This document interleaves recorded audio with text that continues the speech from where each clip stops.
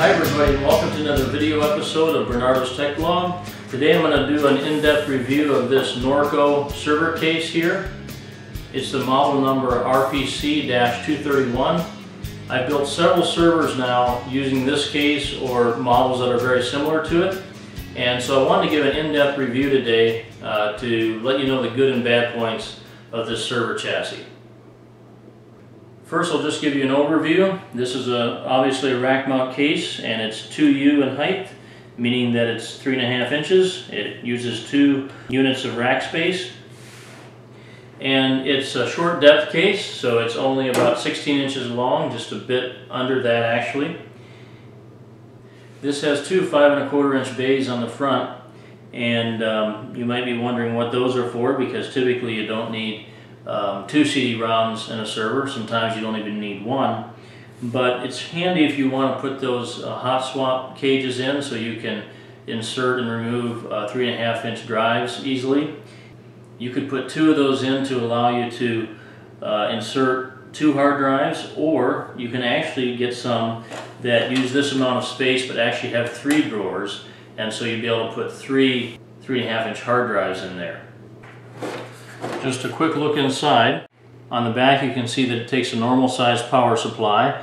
This case will only take a micro ATX or mini ITX board. It won't take a full-size ATX because that would extend too far over where the power supply is.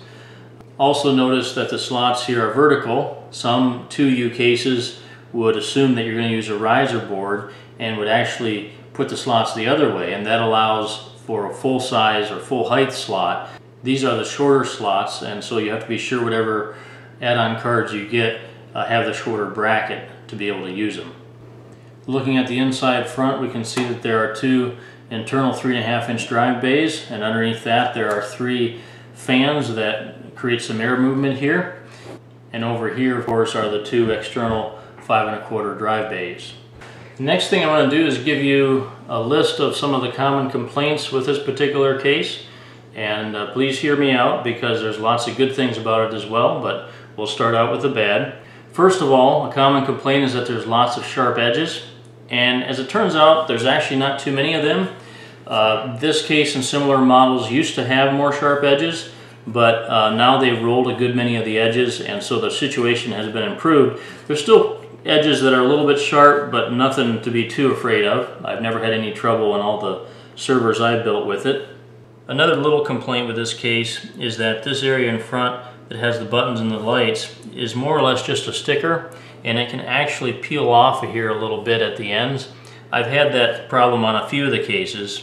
Some of them stick fine, others have a little problem with that. It peels away a bit, and you can put a little glue on that to make it stick. The fans in this case are very loud. That's something that is fairly common with server cases or servers, that they make a good bit of noise.